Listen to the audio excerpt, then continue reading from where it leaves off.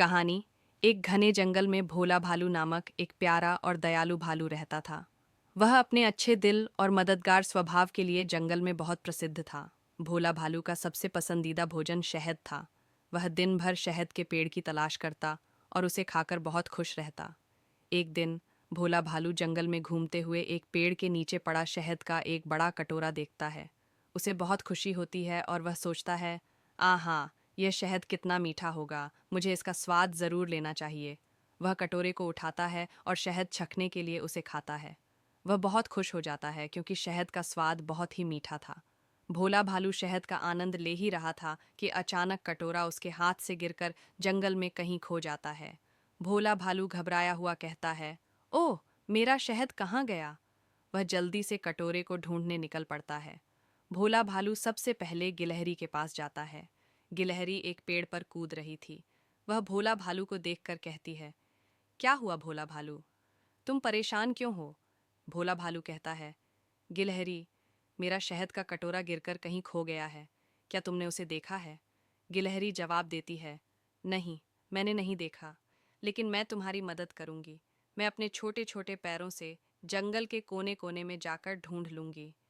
भोला भालू गिलहरी की मदद से खुशी खुशी जंगल में शहद का कटोरा ढूंढने निकल पड़ता है।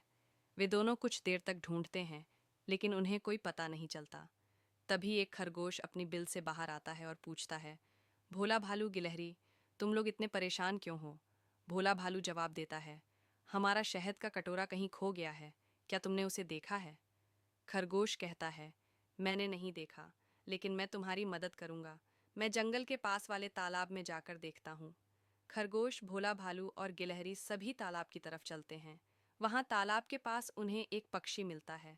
पक्षी कहता है, क्या तुम लोग मदद चाहते हो? भोला भालू और गिलहरी और खरगोश उसे अपनी समस्या बताते हैं। पक्षी कहता है, मैं उड़कर जंगल के ऊपर से देख सकता हूँ। हो सकता है मैं शहद का कटोरा कहीं देख सकूं। पक्षी उड़ता है और जंगल की ऊंचाइयों से शहद का कटोरा देखता है। वह वापस आता है और बताता है, मैंने तुम्हारा शहद का कटोरा देखा है। वह उस पेड़ के नीचे पड़ा हुआ है जहां तुम पहले बैठे थे। सभी जानवर खुशी से झूम उठते हैं और उस पेड़ तक पहुंचते हैं। वहां कटोरा रखा हुआ था।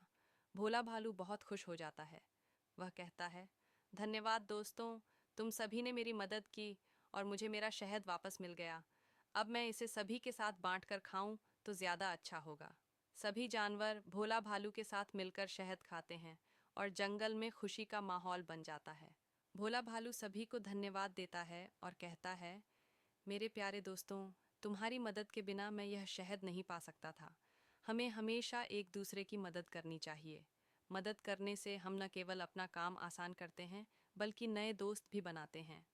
मूल शिक्षा। इस कहानी से हमें यह सीखने को मिलता है कि एक दूसरे की मदद करना बहुत अच्छा होता है। जब हम किसी की मदद करते हैं तो हम न केवल उनकी मदद करते हैं, बल्कि हमें भी एक अच्छा परिणाम मिलता है। हम सभी को मिलजुल कर रहना चाहिए और हमेशा मदद के हाथ बढ़ाने चाहिए।